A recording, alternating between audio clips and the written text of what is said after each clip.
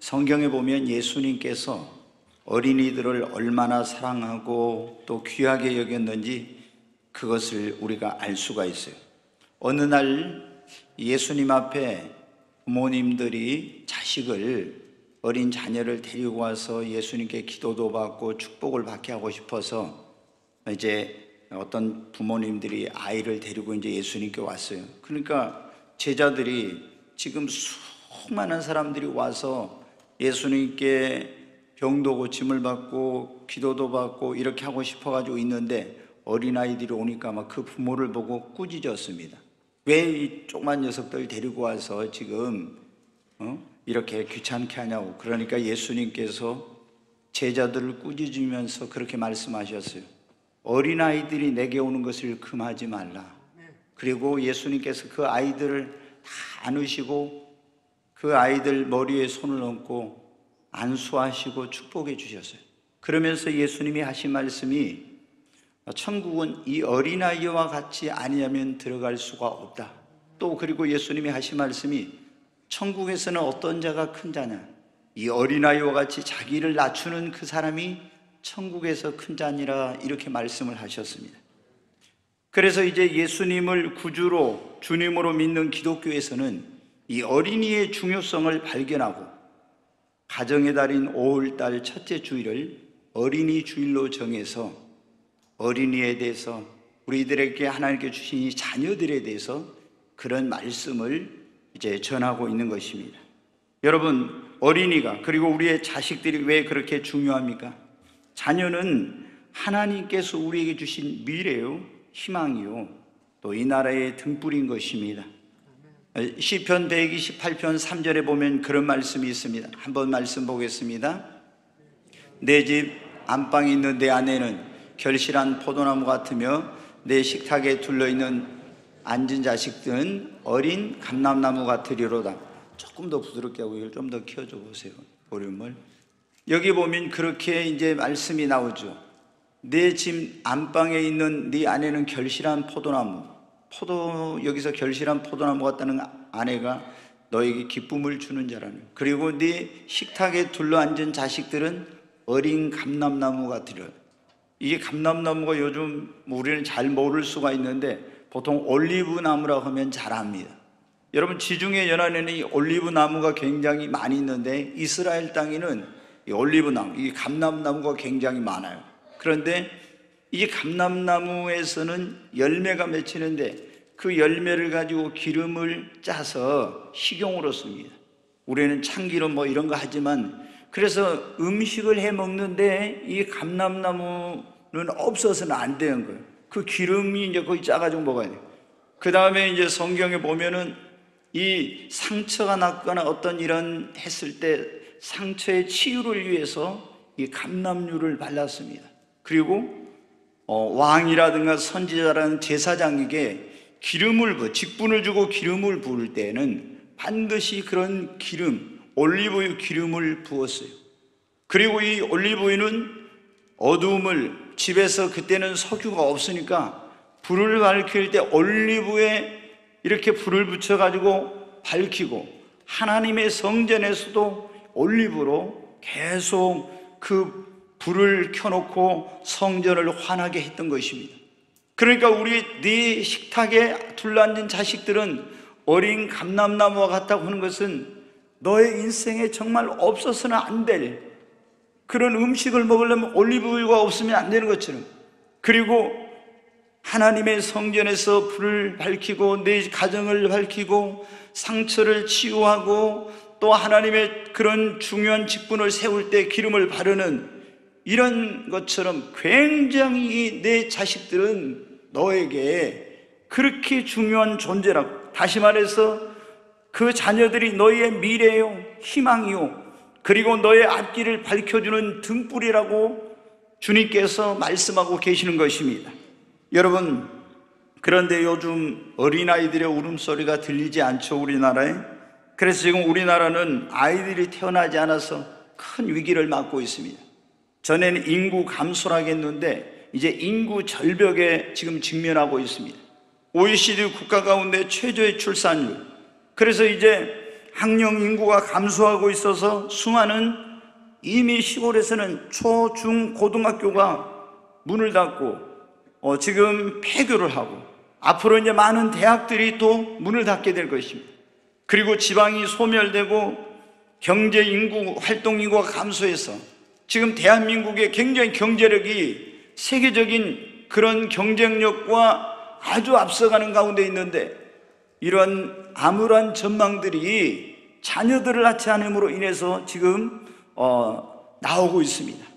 또 이제 우리 태어난 자녀들은 지금 이제 우리가 고령사에서 초고령사회로 가고 있는데 이런 분들의 어떤 노후를 위한 그러한 것들을 책임져야 되기 때문에 허리가 무거워지고 이렇게 지금 될 거라고 하고 있습니다.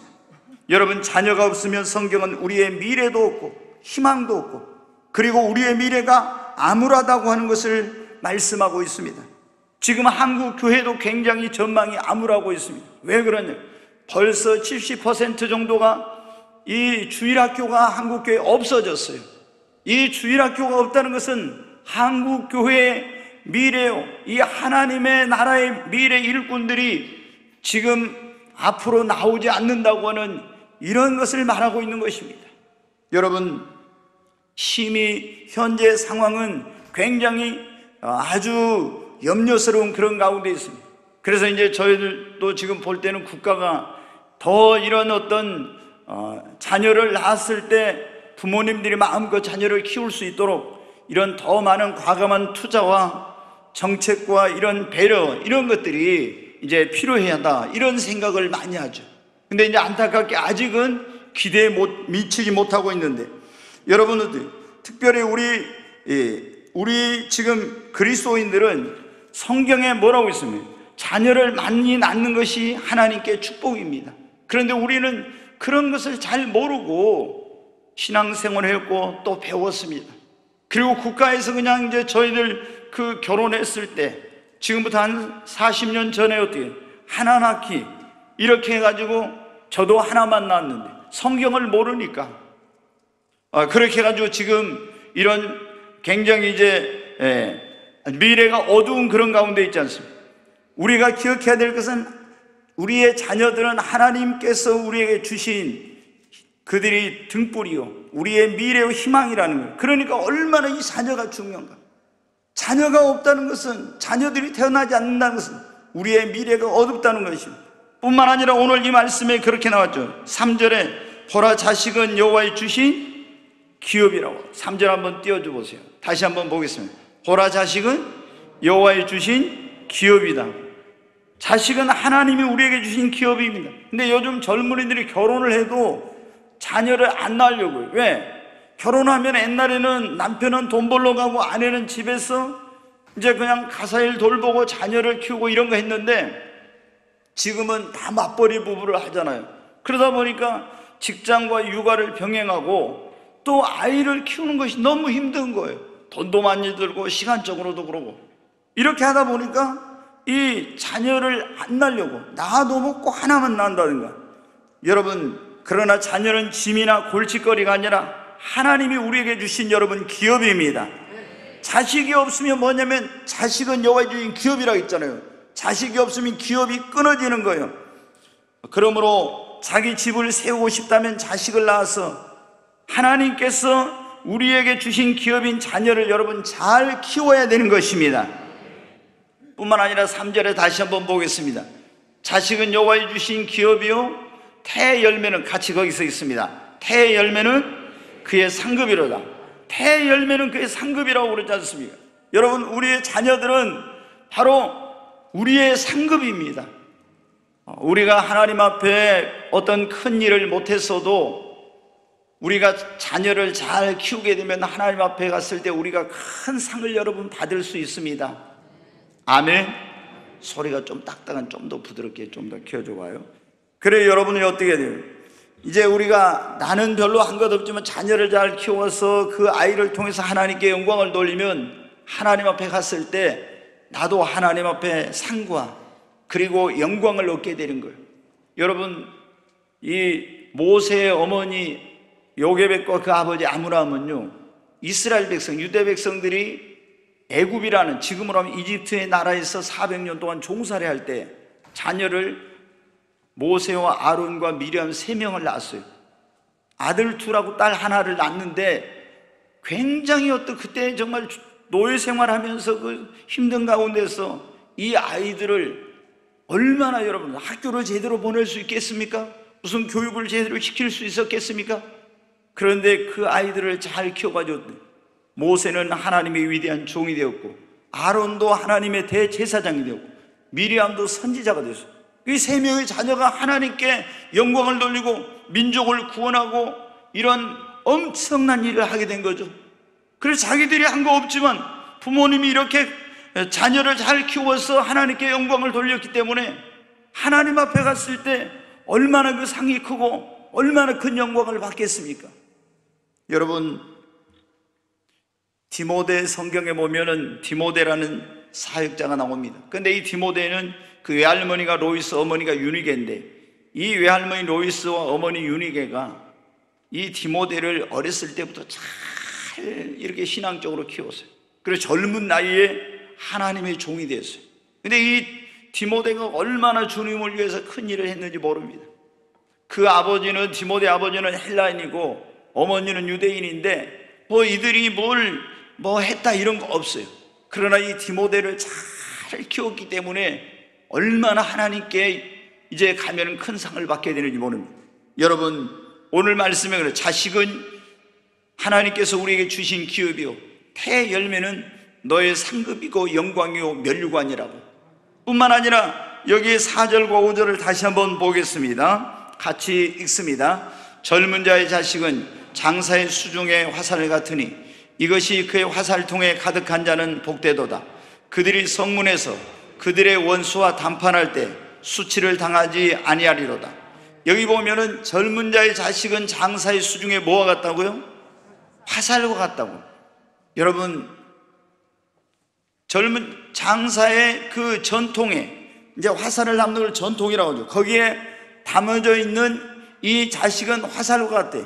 그래서 싸울 때 여러분 어때요? 전통의 화살이 가득해야지 적하고 싸울 때 우리가 그 승리를 할 수 있는 거예요. 근데 이 말씀은 뭐냐면, 자식은 키울 때는 힘이 들어도 나중에 부모에게 큰 힘이 된다고 하는 겁니다. 여러분, 그리고 능력이 되는 거예요. 자식이 많은 사람, 자식을 잘 키운 그런 사람은 어떻습니까? 아무도 함부로 하지 못해요. 장사의 수중에 그 전통의 화살이 가득한 것처럼 그게 자식들이 나에게 어떻게 힘이요, 나의 무기요, 내 능력이요. 이 할머니 할아버지가 보니까 별 볼 일 없는 줄 알았는데 보니까 어때요? 그 뒤에 보니까 굉장히 사회적으로 성공한 판검사 아들이 있다든가 누가 있다든가 하면 어떻게 합니까? 그 할머니 누가 함부로 할 수 있어요?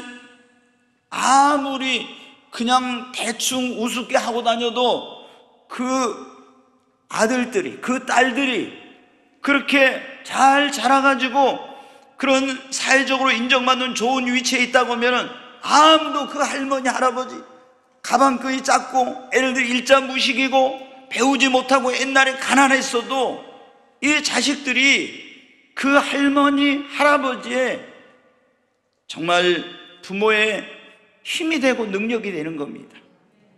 여러분, 오늘 이 자리에 오신 우리 성도님들, 여러분의 자녀들이 이렇게 바르게 잘 성장해서 여러분의 힘이 되고 능력이 되기를 바랍니다. 사랑하는 여러분, 자식은 우리의 미래요 희망이요 등불입니다. 그리고 또한 하나님께서 우리에게 주신 놀라운 기업이며 우리의 상급이고 영광이고 면류관이라고 했죠. 그리고 장사의 수중의 화살과 같습니다. 그런데 이렇게 귀한 우리의 자녀들이 잘 되고 못 되고, 성공하고 성공하지 못하고, 축복을 받고 축복받지 못하고, 이런 것이 뭐에 달려있냐? 가장 중요한 것은 부모에게 달려있어요. 여러분, 복을 받고 잘된 자식의 뒤에는요 훌륭한 부모가 있습니다. 그냥 여러분 율곡이 훌륭하게 됐습니까? 신사임당이라는 그 어머니가 있었기 때문이잖아요. 여러분, 잘못되고 불행한 삶을 사는 자녀의 뒤에는 잘못된 부모가 있습니다. 성경에도 복받은 사람들, 이삭, 야곱, 솔로몬, 무비보셋 등 많은 축복받은 사람들을 보면요, 다 훌륭한 부모님 때문에 그런 복을 받은 거예요. 그런데 롯의 페류나가 된 롯의 자녀들, 또 여러분 아방의 그 비참하게 다 죽은 자녀들, 여로보암의 아들들, 그리고 또 사울왕의 자녀들 보면요, 다 잘못된 부모가 있었습니다. 사랑하는 여러분, 이것은 우리에게 무엇을 말씀해 주고 있습니다? 우리의 자녀들이 잘되고 못되는 것은 무엇에 달려있다? 부모인 나에게 달려있다는 것입니다. 사랑하는 여러분, 저는 오늘 이 시간 여러분에게 네 자녀를 복되게 하라, 이런 제목으로 하나님의 말씀을 전하려고 합니다. 여러분, 이 자리에 오신 여러분 모두가 여러분의 자녀를 복되게 하는 부모님들이 되시기를 주님의 이름으로 축원합니다. 그러면 부모인 내가 내 자녀를 복되게 하려면 어떻게 합니까? 내가 어떻게 하면 우리 자녀들이 잘되고, 내 자녀들이 축복을 받고, 내 자녀들이 성공하고, 내 자녀들이 훌륭한 사람으로 또 하나님께 영광을 돌리며 이 세상의 축복의 통로가 될 수 있습니까? 가장 중요한 것은 부모인 내가 먼저 만복의 근원 대신 창조주 하나님을 경외하는 것입니다. 여러분, 부모가 하나님을 경외하고 하나님을 잘 섬기면요, 하나님께서 그 자녀들을 복을 주십니다. 성경에 보면 그렇지 않습니까? 우상 숭배하는 자는 그 자손이 자기가 뭐 잘못한 거 없어 3, 4대 저주를 받아요. 그러나 하나님을 경외하고 사랑하는 사람의 자손은 그 자손이 천대까지 하나님께서 복을 주신다고 했습니다. 여러분, 성경에 보면 그렇지 않습니까? 의인의 자손은 뭐 하는 법이 없다? 걸식하는 법이 없어. 그러니까 이 말은 뭐냐면 그냥 굶는 법이 이거뿐만이 아니라 어디 가서 꾸고 구걸하고 이렇게 가난하게 살지 않는다는 거예요. 하나님께서 그 의인의 자손, 하나님을 경외하는 자의 자손은 하나님이 축복해 주십니다. 여러분, 이삭이 누구 때문에 복을 받았어요? 하나님을 경외하는 그 아버지 아브라함 때문에 복을 받은 것입니다. 솔로몬이 여러분 누구 때문에 복을 받았습니까? 그 아버지 다윗 때문에 그런 놀라운 복을 받은 것입니다. 제가 할까 말까 했는데, 우리가 역사적으로도 성경에 보면 역사적으로 이런 것들이 많이 있는데, 한번 이 부모님이 하나님을 경외하는 것과 그렇지 않는 거, 얼마나 이게 큰 이런 차이가 있는지 한번 보겠습니다. 미국에서 있었던 그런 사람들인데, 여러분 보이십니까? 거기 보면은 요나단 에드워드라고 하는 사람과 맥스 죽스라고 하는 사람이 나옵니다. 내가 이제 좀 구체적으로 뭘 안 해주고 저랬더니, 근데 후손이, 요나단 에드워드는 미국의 프린스턴 대학의 초대 총장이에요. 미국의 이제 유명한 사상가요, 또 경건한 신앙이요, 하나님을 경외하는 그런 사람이요, 그런 사람인데 후손이 1390명 그때 조사를 했을 때. 근데 대학 총장이 그 가운데서 13명 나오고, 대학 교수가 65명, 판사 변호사가 거기 보면 39명, 100명 그렇죠. 의사가 56명, 목회자 100명, 공직자 80명 더 나와야 될 건데 그거밖에 안 해놨어요. 지금 뭐를 제대로 지금 안 해놨네요. 내가 우리 부목사님한테 좀 이걸 해보라. 그 다음에 그때 동시대 사람인데, 맥스 죽스라고 하는 사람은 후손이 560명인데 거지가 310명, 범죄자가 150명, 알코올 중독이 100명, 또 창녀, 이게 문맹이 이렇게 하는데 깡패, 이런 다 잘된 사람이 없어요. 여러분, 우리가 얼마나 이 하나님을 경외하고 사는 것과 그냥 됐습니다. 하나님을 경외하지 않는 자의 후손이 얼마나 그렇게 엄청난 차이가 있는지 몰라요. 제가 전에 한번 말씀드렸지만, 어떤 분이 신학대학원 다닐 때 신학 석사 논문을 쓸 때 논문이 뭐였냐면은, 그런 이제 점쟁이라든가 무당이라든가 이런 사람들의 이런 것들의 연구를 해가지고 논문을 쓰는 거였어.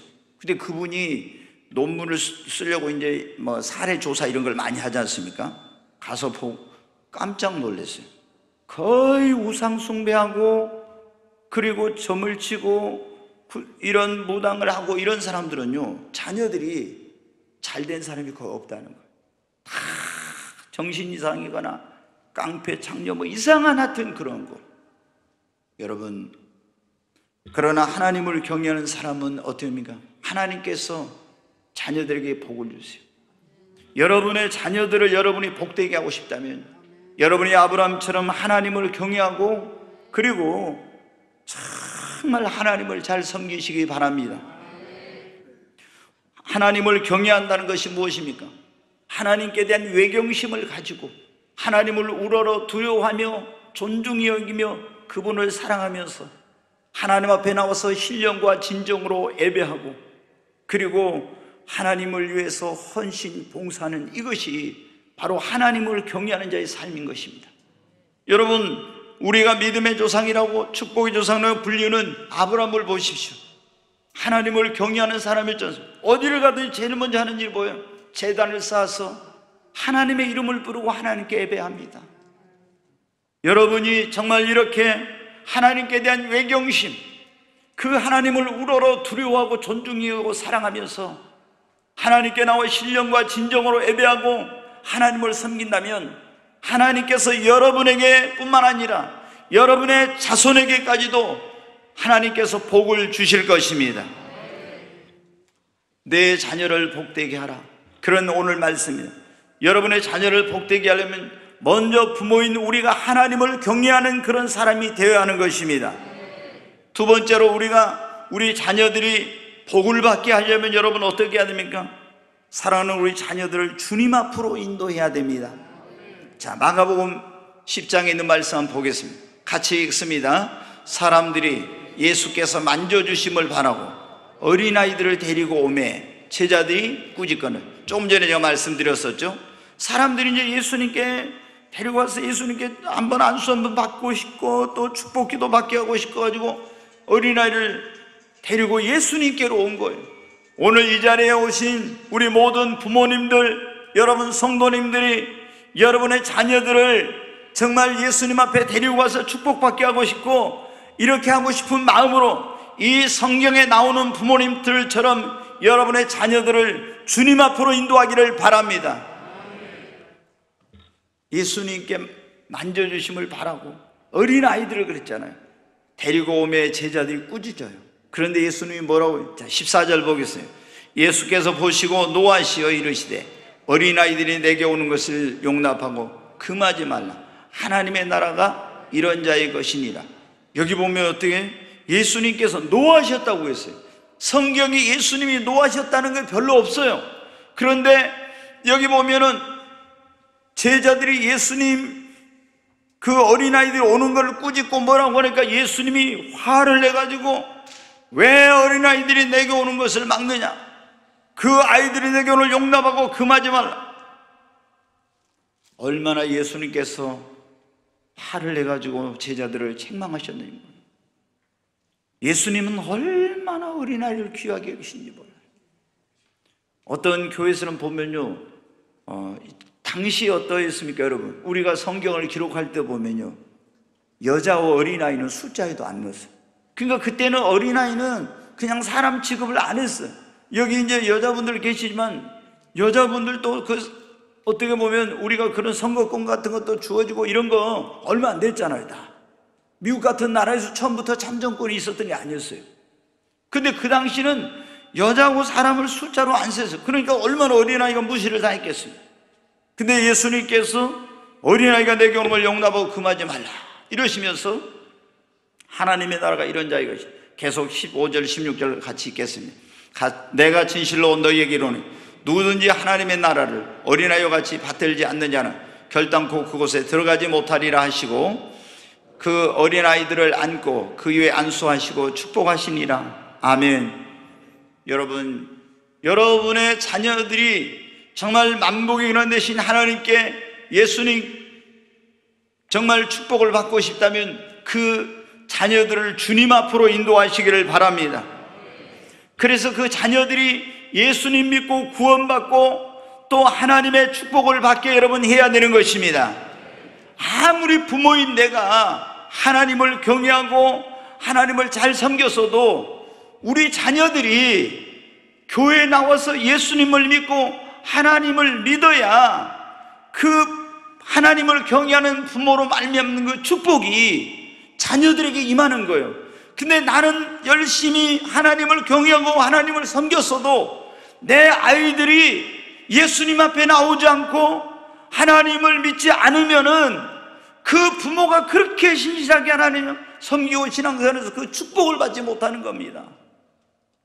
그렇기 때문에 우리 성도님들은 정말 모든 자녀들이 주님 앞에 나올 수 있도록 최선을 다해서 그 자녀들을 주님 앞으로 인도하는 일에 노력을 해야 됩니다. 기도해야 되는 것입니다. 아멘. 그래서 그 아이들이 예수님 믿고 구원받고 하나님을 경외하면서 축복된 삶을 살도록 여러분, 부모인 여러분이 해야 되는 것입니다. 부모인 우리가 우리의 자녀들의 복을 받게 하려면 첫째는 내가 하나님을 먼저 경외하고 섬기는 사람이 된다 했죠. 두 번째는 우리 자녀들을 주님 앞으로 인도하라고, 주님 앞으로. 그리고 세 번째, 신앙 교육을 잘 시켜야 합니다. 세상에서 우리가 보면 어때요? 지금 막 성공하기 위해서 굉장히 어떤 우리나라 사람들은 얼마나 교육열이 높습니까? 이 세상의 지적인 교육에 막 굉장한 많은 투자와 노력을 하죠. 그러나 그보다 이 지적인 교육보다 더 중요한 것이 무엇입니까? 바로 사람 만드는 교육, 인성 교육입니다. 근데 이건 전에도 말씀드렸지만 우리가 학교에서 할 수 없어요. 가정에서 이 인성 교육을 부모님이 시키는 거예요. 누구도 시킬 수 없어요. 그리고 이 지적인 교육보다 사람 되는 인성 교육이 그보다 더 중요한 교육이 뭐냐면은 신앙 교육입니다. 여러분, 하나님을 경외하는 사람이 되도록 가르치는 것입니다. 지혜의 왕이라고 했던 솔로몬은 그의 인생론이라고 할 수 있는 전도서 마지막에 뭐예요? 사람의 본분이 하나님을 경외하는 것이라고 했습니다. 여러분, 그러므로 여러분이 정말 여러분의 자녀들이 잘 되기를 바란다면 여러분의 자녀들에게 신앙 교육을 잘 시키시기를 바랍니다.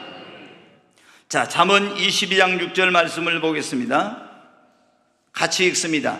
마땅히 행할 길을 아이에게 가르치라. 그리하면 늙어도 그것을 떠나지 아니하리라. 여기 보면 마땅히 행할 길을 뭐에게 가르치라고요? 아이에게 가르치라겠죠.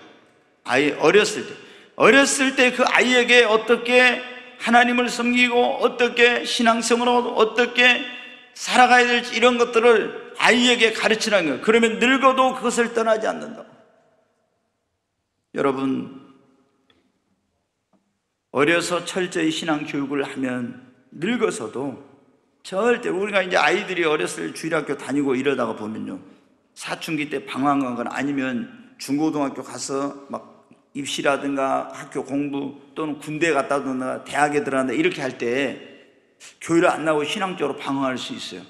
그러나 철저히 어렸을 때 그 아이들에게 신앙 교육을 시켜놓으면요, 반드시 그 아이들은 다시 돌아옵니다. 그런데 어렸을 때 아이들에게 철저한 신앙 교육을 안 시키고 있잖아요. 아이 이제 다음 주에 뭐 중간고사 있다 이렇게 하면 있잖아요. 엄마 학원에서 뭐 보강 수업 해준다고 주일날 오라겠다 그러면 어때? 우리가 이제 오후에 2시에 학생의 예배인데 딱 보니까 학원 가는 시간을 겹쳐요. 그러면 어때? 이번 주에는 그냥 빠지고 그러면은 학원 가거라 이렇게 엄마가 이래요. 이러면 여러분 어떻게 돼요? 그 아이들의 그 생각 속에 교회 가서 하나님께 예배하는 것보다 학교 공부가 더 중요하구나, 이런 게 딱 이제 입력이 되는 거예요. 그러면 삶의 최고 우선순위가 하나님이 아니야, 신앙이 아니고 자기 어떤 필요한 것이 되는 거예요. 이렇게 되면 여러분 어떻게 해요? 안 되는 겁니다. 우리가 아무리 애쓰고 노력해도 복은 하나님이 주십니다. 그렇기 때문에 여러분 어때요? 하나님이 지혜와 지식과 명철과 총명의 근원이 되시지 않습니까? 그러므로 여러분 자녀들을 어렸을 때부터 철저히 하나님을 경외하도록 그런 사람이 되도록 가르쳐야 이 아이들이 늙어서도 그 길을 떠나지 않고 그런 세상 유혹에 와도 그 유혹에 빠지지 않고, 그래서 신앙을 지킬 수 있고 하나님께 축복을 받을 수가 있습니다. 여러분, 조금 전에 제가 말씀드렸는데 모세의 아버지 아므람과 어머니 요게벳은요, 조금 전에 말씀드렸는데 어떻게 했어요? 이제 이스라엘 백성들이 이집트에서 종살이 할 때 이 아이들이 태어났어요.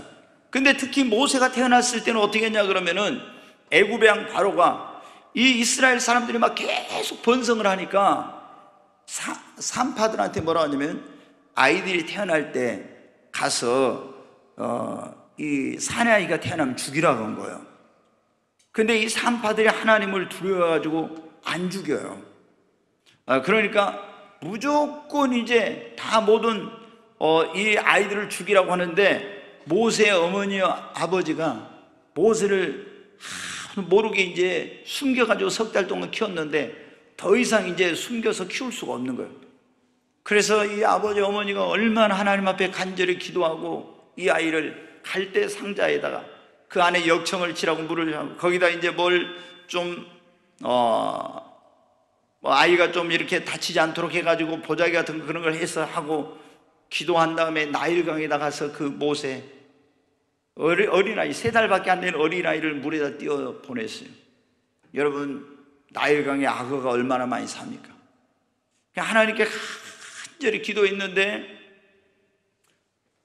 애굽의 왕 바로의 그 공주가 그때 나일강에 목욕을 하러 왔다가 어디서 아기 울음소리가 들린 거예요. 그 이제 시녀한테 가서 그 갈대 상자를 가져가 열어보라 했더니 거기 보니까 예쁜 아이가 거기에 울고 있는 거예요. 근데 하나님께서 그 공주의 마음에 이 아이에 대한 그런 긍휼한 마음, 그런 마음을 하나님께 불어넣어 주셨어요. 그 이거 보니까 애굽 그 바로 왕의 딸이잖아요. 근데 보니까 히브리인이에요, 유대인. 그런데 이 아이를 내 아이로 삼아야 되겠구나. 그 공주는 이제 아이가 없었기 때문에 너무 어려서 어디서 젖을 먹여서 키울까 한데, 이제 그때 모세의 그 누나였던 미리암이 갈대숲에 있다 나와가지고 공주님, 제가 이 아이를 위해서 유모를 데려올까요? 해가지고 이제 결국에 다시 모세가 친어머니의 품으로 갑니다. 그리고 친어머니의 품에서 어떻게 돼요? 젖을 뗄 때까지 거기 이제 뭐 2-3살밖에 안 됐겠죠. 젖 뗄 때니까. 근데 그 젖 떼는 때까지 그 기간 동안 모세 어머니가 이 모세에게 젖을 먹으면서, 그때는 여러분 이렇게 성경이 있는 거 아니에요? 여러분 창세기, 출애굽기, 레위기, 민수기, 신명기, 이걸 모세오경이라는데 모세가 쓴 거예요. 그럼 그때는 이 성경이라는 게 뭐예요? 없었어요. 지금부터 3500년 전인데 그때는 이런 성경이 없었단 말이에요. 그러면 모세의 어머니가 젖을 먹이면서 어떻게 했냐? 구전으로 내려온, 하나님이 천지 만물을 어떻게 창조하셨다더라.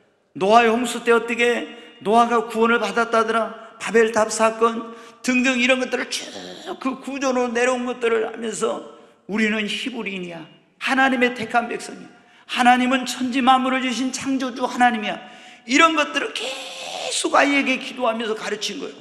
그리고 젖을 떼니까 어떻게 돼? 이 아이를 애굽의 궁전으로 데리고 왔어요.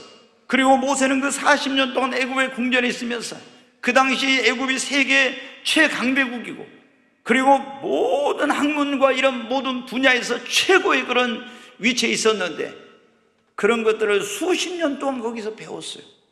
그런데도 불구하고 여러분 어떻게 합니까? 그 어렸을 때 젖을 먹으면서 엄마가 교육을 시켜놨더니 나이가 40세가 되니까 그 신앙 교육의 영향으로 말미암아 나는 하나님의 택한 백성, 하나님의 자녀야, 이런 것들을 깨닫고 자기 민족을 구원하려고 해가지고 하나님을 섬겨야 돼. 그 애굽의 모든 금은 보화와 왕자의 위치와 이런 죄악의 즐거운 낙을 누릴 수 있는 모든 것들을 다 버리고 여러분 하나님을 섬기기 위한 길을 가지 않습니까? 우리가 어렸을 때의 자녀들을 똑바로 신앙교육을 시켜놓는다면요, 어떠한 환경 속에 우리의 자녀들이 가더라도 반드시 그들은 하나님을 섬기는 사람이 되는 것입니다. 여러분, 조금 전에 말씀드렸던 디모데 외할머니 로이스와 어머니 유니게는 어떻게 했어요? 그때는 이제 성경이 있어, 구약 성경이. 그래서 사도 바울이 디모데에게 편지를 보낼 때 디모데 후서에 보면 그런 말씀이 나와요. 네가 어려서부터 성경을 알았나니. 네가 어려서부터 성경을 알았다. 어떻게 디모데가 어려서부터 성경을 알았어요? 그 외할머니 로이스와 어머니 유니게가 가르쳐가지고 성경은 능히 너로 하여금 구원에 이르는 지혜가 있게 하느니라. 여러분, 이 성경이야말로 보화 중에 보화. 이 지혜서예요. 제가 이제 새벽마다 이 잠언 설교를 하다 지난번에 쓰러져가지고 매주 화요일마다 하다 못했는데, 저는 이제 매월 잠언을 이제 우리가 시편, 잠언, 그리고 이제 이 전도서를 지혜서란 특히 이 잠언은요 엄청난 지혜를 모으는 지혜의 보고입니다. 그래서 생활의 지혜, 삶의 지혜, 이게 가득해요. 우리가 인간관계를 어떻게 해야 될지, 또 뭐 이런 보증을 살아갈 때는 어떻게 해야 될지 별게 다 나옵니다 거기에. 근데 저는 31장까지 잠언이 있으니까 매일, 오늘이 5월 1일이면 5월 1일 날 잠언 1장을 읽었어요. 그리고 시편은 1편부터 5편까지, 시편은 150편까지 있으니까 매일 다른 성경은 이제 이렇게 또 돌아가면서 읽으면서 매일 읽는 거 이거였어요. 그럼 1년에 잠언을 12번 읽고 2년이면 어떻게 해요? 어마어마하게 읽죠. 그래서 하나님께서 제게 많은 지혜와 이제 깨달음을 주시더라고요. 근데 여러분 어떻게 돼요? 여러분이 정말 여러분의 자녀를 지혜롭게 하고 싶고, 또 여러분의 자녀들이 축복을 받게 하고 싶다면은 하나님의 말씀으로 여러분의 자녀들을 잘 양육하시기를 바랍니다.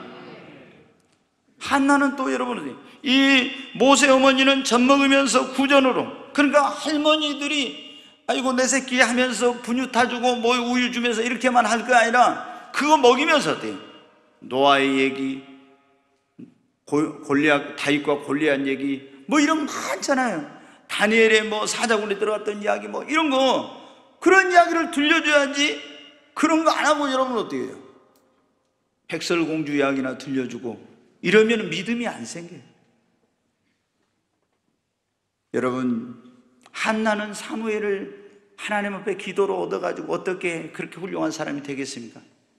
딱 졌을 때니까 한나도 하나님의 성막이 있는, 그때는 성전에 성막이 있는 실로에 가서 거기서 머물게 하면서 그 제사장 엘리 제사장 밑에서 신앙 교육을 받게 한 거예요.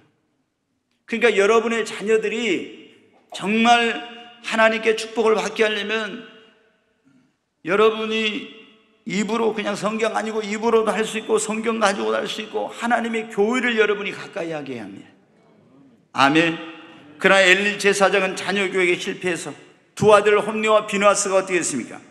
하나님 앞에 악을 행하고 그들이 결국에는 하나님의 심판을 받고 멸망하고 집안이 몰락했어요. 성경은 우리에게 뭐라고 말씀하고 있습니다. 신명기 6장 6절 7절 말씀 같이 보겠습니다. 오늘 내가 내게 명하는 이 말씀을 너는 마음에 새기고 네 자녀에게 부지런히 가르치면, 여기 보면 그래요. 네 자녀에게 어떻게 가르치라고요? 부지런히. 그냥 가르치는 것이 아니라 부지런히 가르치려, 부지런히. 그리고 집에 앉았을 때든지 길을 갈 때든지 누웠을 때든지 일어날 때든지 이 말씀을 강론할 것이면 그렇지 않습니까? 여러분이 부지런히 가르쳐야 되는데 어디서? 집에 앉았을 때도, 길을 갈 때도, 누워있을 때도, 여러분 일어날 때도 우리가 이 말씀대로 하면 우리 자녀들이 신앙 교육이 안 될 수가 없어요. 근데 하나님께서 모세를 통해서 이렇게 우리에게 자녀들을 부지런히 집에 있을 때, 길을 갈 때니, 앉았을 때, 누웠을 때니, 네가 어디를 갔니 무엇을 이렇게 하라고 했는데 이거 안 하니까 여러분 어때요? 우리 장로님들 자녀들도, 예를 들어 목사님 자녀들도, 권사님 자녀, 집사님 자녀들도 어떻게 돼요? 부모님은 열심히 하나님을 섬기는데 자녀들 신앙교육을 제대로 안 해가지고 이 아이들이 막 방황하고 신앙생활 안 하고 이러는 거예요.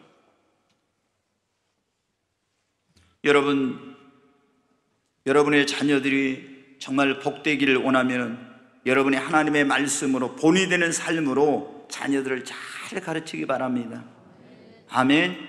말씀으로 또 가르치는데 어떻게 해요? 어떤 부모님들은 자기가 본의 안 되는 삶을 살아요. 그러면 절대 아이들이 제대로 그 신앙 교육이 안 되는 것입니다. 삶의 교육이 안 돼. 내가 본을 보여야지. 나는 엉망으로 살면서 딱 보니까 이제 전화가 왔어요. 근데 어떤 전화 가지고 그 자녀들이 있는 데서 엄마나 아버지가 어떻게 돼요? 뻔히 자녀들 다 한 데서 누구 있는데 없다고 거짓말 한다든가 뭐 이런 식으로 있잖아요. 그러면서 자녀한테 자기는 거짓말하고, 이놈의 자식 너 거짓말하면 내가 가만 안 둬? 이러면 어떻게 돼? 속으로 돼. 엄마는 거짓말하면서 이럴 거 아니에요. 절대 이게 교육이 안 되는 거예요. 그러니까 자기가 정직하고 자기가 성실하고 자기가 신앙생활 제대로 하고 이러면서야 그 자녀들이 보고 그걸 배우죠. 여러분에게 나중에, 아니 자녀들이 네가 세상에서 가장 존경하는 사람이 누구냐 이렇게 했을 때 나는 나의 부모님이 가장 존경하는 사람입니다. 이런 사람이라면 여러분 자녀 교육에 성공한 거예요. 근데 나는 절대 우리 부모 같은 삶을 살고 싶지 않아. 나는 그런 사람이 되고 싶지 않아. 그러면 여러분 어떻게 돼요? 우리는 실패한 그런 삶이에요.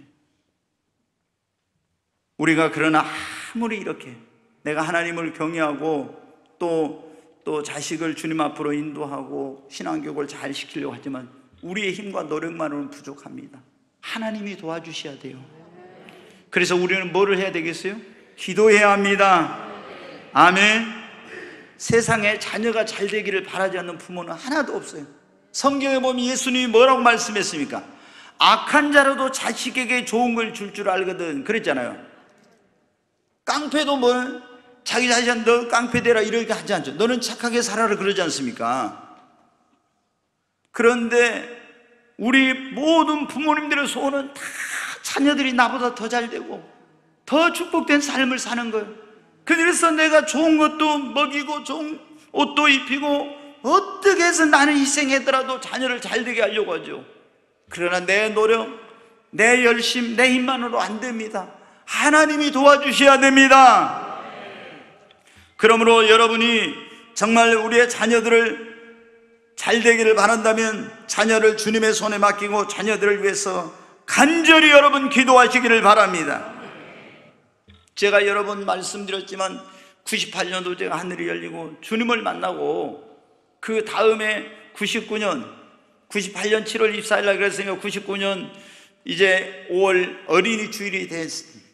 주일 전에 이제 하나님 앞에 제가 토요일 날 기도했어요. 하나님, 내일 어린이 주일인데 무슨 설교를 할까? 그래서 이제 그때 말씀을 주시는데 성령께서 저에게 그렇게 음성으로 들려주시는 거예요. 자식의 미래는 부모의 무릎에 달려있다. 자식의 미래는 부모의 무릎에 달려있다. 다시 말해서 자식의 미래는 그 부모의 기도에 달려있다는 그런 말씀이에요. 이런 말씀을 주님이 제게 들려주시더라고요. 여러분, 여러분의 자녀들, 이제 성장한 자녀들은 내 마음대로 못하죠. 조금만 성장해도 지금은 어려운데, 그러나 여러분이 여러분의 자녀들을 위해서 무릎을 꿇고 기도한다면 하나님께서 그 자녀들도 변화시켜 주시고 주님 앞에 돌아오게 주실 줄로 믿습니다. 유명한 교부 어거스틴의 어머니 모니카는 자녀를 위해서 눈물로 기도했어요. 근데 그럴수록 어거스틴은 더 방탕한 길로, 잘못된 길로 갔습니다. 그런데 그 어머니가 이제 그때 교회 감독인 암브로시스라는 사람을 찾아가서 그 슬픈 자기의 마음을 얘기했습니다. 그때 그 감독님이 그런 말씀을 하세요. 눈물로 기도하는 자의 자식은 결코 망하는 법이 없습니다. 여러분, 눈물로 기도하는 자의 자식은 결코 망하는 법이 없습니다. 여러분이 눈물로 자녀를 위해 기도하면 하나님께서 그 눈에 눈물을 보시고, 하갈의 그 대성 통곡하는 눈에 눈물을 보시고, 이스마엘에게 긍휼과 은총을 베풀어 주신 하나님, 한나의 그 간절한 눈물의 기도를 들으시고 그 아들 사무엘을 축복해 주신 하나님께서 여러분의 자녀들도 축복해 주실 줄로 믿습니다. 하나님 따라할까요? 자식의 미래는 더 크게 하십시오. 자녀의 미래는 부모의 무릎에 달려 있습니다. 다시 한번 따라, 눈물로 기도하는 자의 자식은 결코 망하는 법이 없습니다. 아멘. 제가 오늘 유아 세례를 짧게 하려고 했는데 설교가 좀 길어지는데 이제 곧 끝내겠습니다.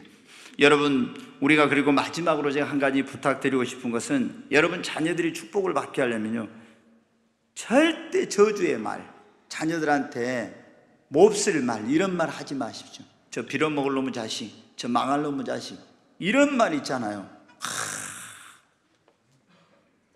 이 부모님의 입에서 이런 말이 나온다는, 이거는 자녀에게 빌어먹으라고 저주를 받으라고 하는, 이건 무지막지한 이런 독설인 것입니다. 정말 이런 부모가 있어서는 안 돼요. 아무리 화가 나더라도 절대로 여러분 자녀들을 이렇게 함부로 말하면 안 돼요. 여러분, 자녀들에게 축복의 말을 하고 믿음으로 자녀를 축복해야 합니다. 성경의 부모는 축복권자라고 했잖아요. 주의 종이 축복권자, 부모가 축복권자인데, 그런 이 축복권자는 뭐냐면 축복권자가 축복한 대로 되는 거예요. 그래서 부모가 자녀를 축복하면 축복이, 부모가 자녀를 저주하면 저주가 임해요. 자, 여러분 노아가 보세요. 지금부터 4300년 전에 하나님께서 온 세상을 물로 심판할 때, 노아는 하나님 말씀을 듣고 방주를 예배해가지고 자기 온 가족을 구원했어요. 자기 아내와 세 아들과 세 자부 8식구가 구원을 받았어요. 근데 노아가 이제 구원받고, 그 홍수 심판을 구원받고 물이 다 빠지고 나서 방주에 나와가지고 농사를 지었는데, 포도 농사를 많이 지어가지고 포도주를 많이 만들어가지고 먹고 술이 취해서 빨가벗은 거예요. 근데 그 셋째 아들인 함이 들어가지고 보니까 아버지가 어때요? 술 먹고 완전히 막 벌거벗고 있는 거예요. 그러니까 이 아들이 나가서 동네방네에서 그걸 소문내고 떠들고 아버지를 욕되게 하고 다닌 거예요. 근데 이걸 알고 셈과 야벳은 어때? 아버지 그 부끄러운 거 안 보려고 뒤로 이렇게 가지고 아버지 부끄러운 거 가려줬어요. 노아가 딱 깨가지고 일어나 보니까 어때? 이 함이라는 놈이 아비인 자기를 가서 막 욕되게 했다는 걸 알게 된 거예요. 그리고 두 아들은 자기 부끄러운 걸 가렸다는 거예요. 세 아들에 대해서 말을 합니다. 그런데 아버지를 욕되게 한 그 함은 저주하고 셈과 야벳은 축복을 해요. 여러분, 하나님의 진노와 홍수 심판에서 세 아들 다 구원을 받았어요. 그런데 셈과 야벳은 노아가 축복을 하니까 축복을 받고, 그 부모인 노아가 함은 저주를 하니까 저주를 받아버렸어요. 여러분이 여러분의 자녀를 축복하는 건 얼마나 그게 중요한지 몰라요. 여러분의 자녀를 저주하는 것이 얼마나 무서운 일인지를 모릅니다. 성경에 보세요. 이삭에게 에서와 야곱을 쌍둥이 한 두 아들이 어때요? 아버지인 축복권자가 축복 기도를 받으려고. 그래서 결국에 어때요? 야곱이 축복을 받고 에서는 축복을 못 받았어요. 그대로 됩니다. 야곱에게 12아들이 있었는데 야곱이 죽기 전에 임종하려고 할 때 다 12아들 불러가지고 어떻게 그들에게 기도하고 축복해 준 대로 축복 임하고, 축복을 안 해준 자식은 축복을 못 받고 다 그대로 됐어요.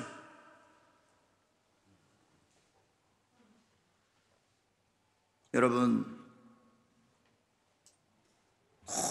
여러분들은 축복의 말, 믿음의 말, 긍정적인 말하고 자녀들을 주의 이름으로 축복하시기 바랍니다. 제가 여러분 전에 말씀드렸잖아요. 여기 지금 우리 젊은 이제 우리 부부들도 많이 있으니까 또 결혼할 사람들이 지금 말씀드리는데, 여러분 자녀들이 태어나면 이제 뭐 대학생이나 이렇게 되기 전까지는요, 꼭 매일 축복 기도를 해주세요. 저는 제가 이걸 깨달은 날부터 어때요?